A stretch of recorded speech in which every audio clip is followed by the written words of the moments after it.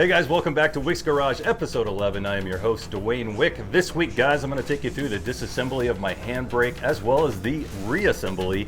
We're also going to cover these Recaro Pole Position AASE seats, so let's get right to it.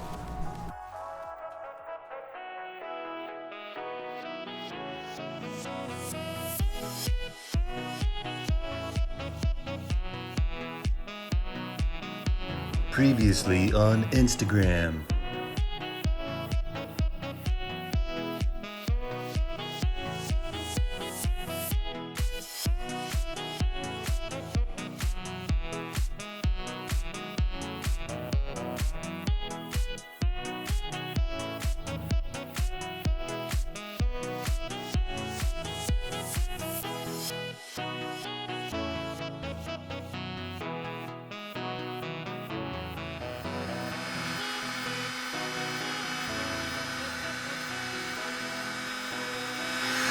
Last night's project.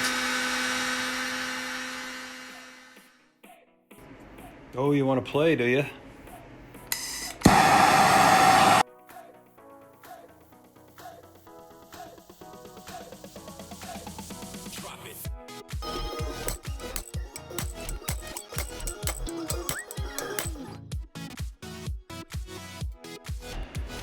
I am full of terrible ideas.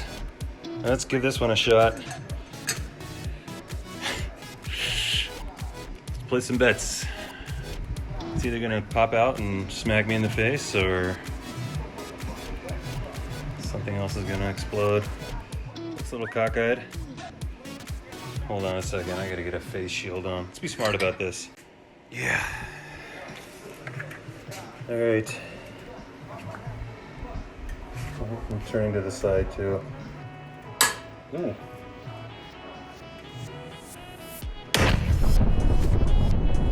Jobs.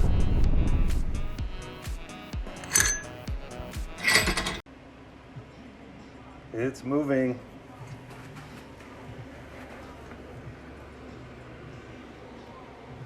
Whoop-dee!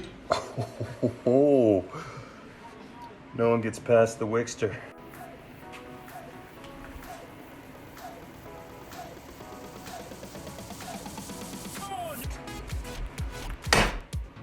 Well done.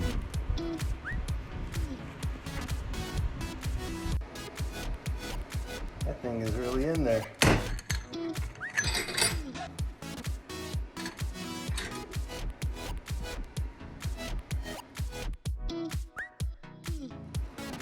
think that's it. Finally. Good Lord.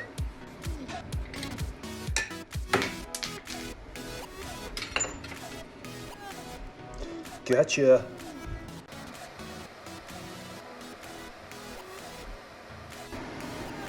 Here's your new home. All right, guys, so I finally got this pin out. And I just dug it out of the trash because my original thought was I'll just use the pin off my 77. However, this is off of SC or Carrera. So on this base plate, you can see the throttle, the cutout for the throttle, which they ended in 76. But it also has the cutout for the heat arms to open up the heat.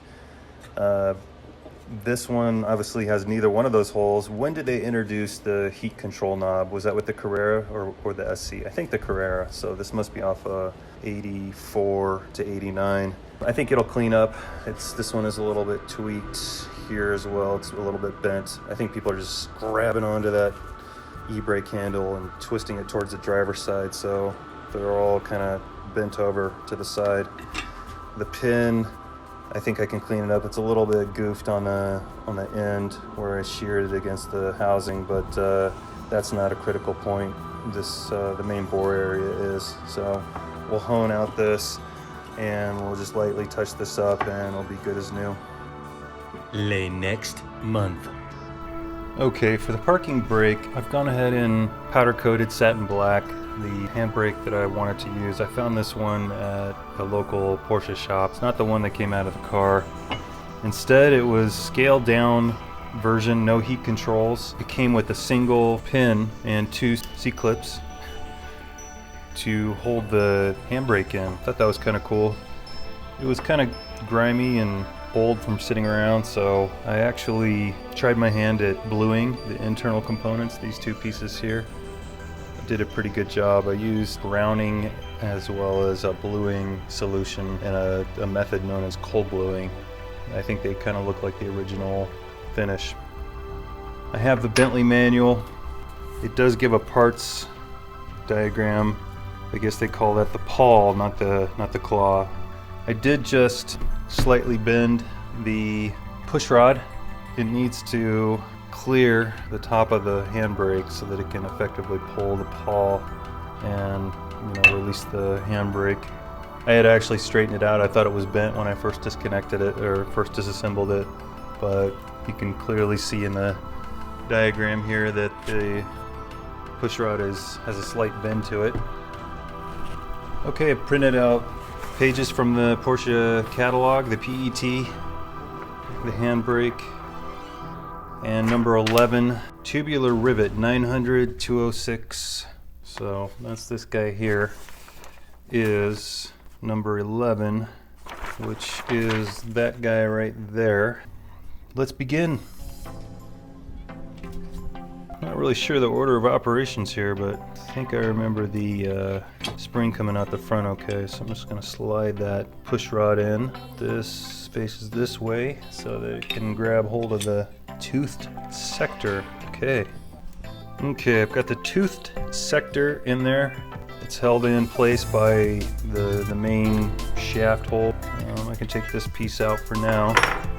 Play next day. Okay, I've rigged up something I can pound this rivet in with. So I just have a punch held in place, my vise, clamp the e-brake handle to my vise as well. A little bit of protection here to keep from scratching it. And then I picked up this 7mm punch for another job on the car. I can't remember what it was, but it seems like it's gonna be just about the perfect size to smash this down. Well, let's give it a little shot here. All right, well, here goes nothing.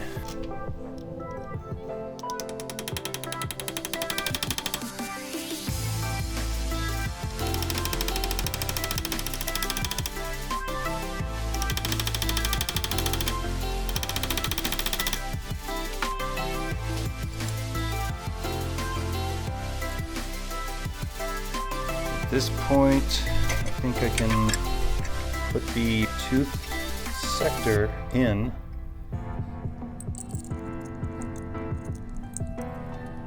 And then slide the whole assembly in. Slot on the tooth sector here. Fits into the housing. And on my pin, I'm going to put a little bit of Molly 101.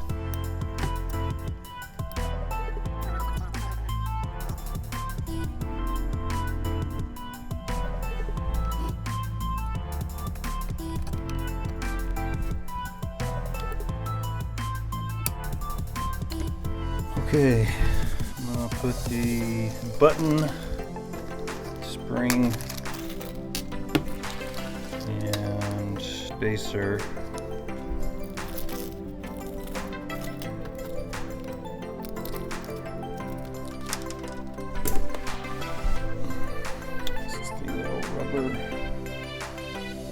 spacer deal. That just slides in there. That goes there.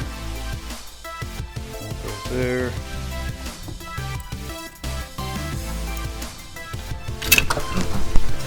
Christ.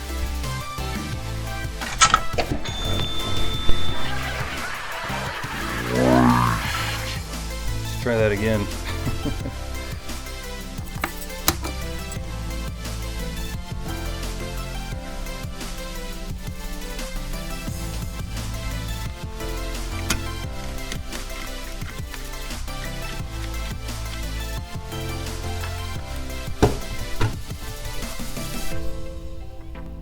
Okay, I'll need to glue this piece on.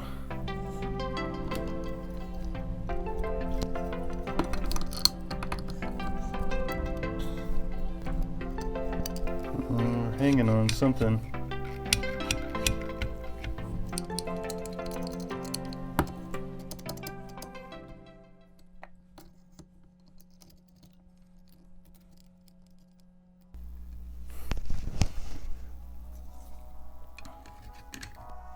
Okay, so a second pop rivet goes in here.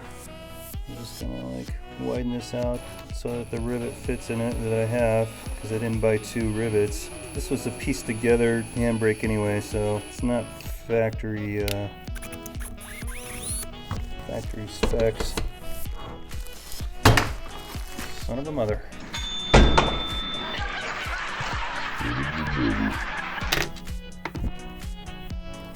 Having something working is the biggest priority here. Okay, so that one fits right in, and that's gonna keep my pawl from sliding too far forward. Still not going all the way down. Oh, I don't know what's going on with that. I gotta investigate that. I can take it all the way up, but not all the way down. Okay, 2 rib nuts go in there.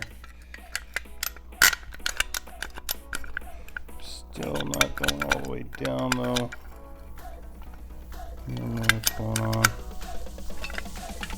Okay, well, there was some kind of stopper on this handbrake that was preventing the handbrake from going all the way flush.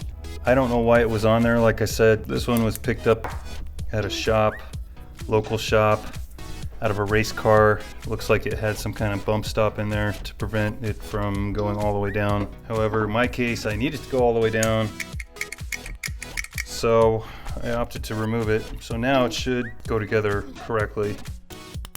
There we go.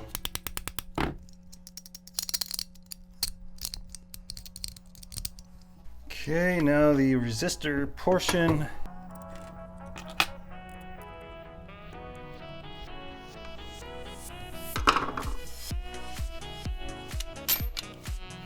Gives you a little more resistance. All done.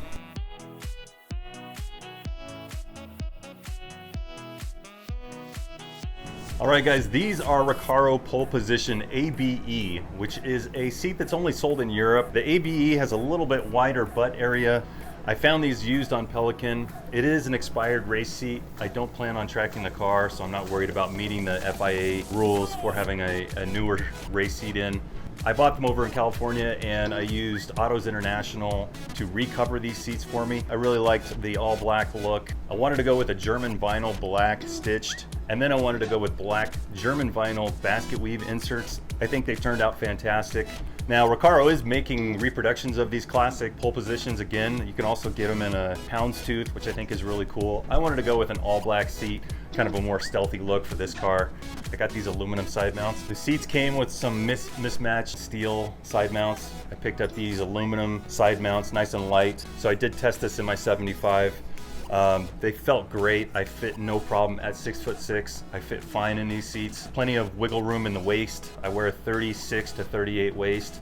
I think they turned out pretty great, so I'm excited. Thanks for watching this week's episode of Wick's Garage. I want to thank AASE Sales. Link in the description.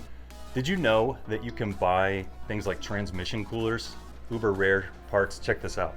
Guys, this was purchased from AASE Sales by my friend Jason. He ended up going with a different solution, so I picked it up from him. But these are the kind of parts that you can find on AASE Sales. They have a whole list of exotic, I guess, and hard to find race parts and things like that. So check them out, AASE Sales, AASE.com. Also want to thank TI Porsche Products. As always, guys, they have some really cool products. They're coming out with some new things too. They've got backdating titanium covers to make your gauges look backdated. Of course, titanium lug nuts and studs, engine shields too. Check those out. Lastly, I want to thank my buddy Andy over at Worth USA. I did purchase these, which are the Zebra screwdrivers. Very cool. Love the grip that they have in there. I'm going to show you guys how to apply the Worth undercoat as well as the seam sealer using the seam sealer gun and the undercoat gun to apply the chutes, that undercoat that you have on your 911. All right, next week, guys, I'm going to reassemble my upper steering column as well as the steering rack. So tune in. We'll see you guys next week. Thanks for watching. Zebra.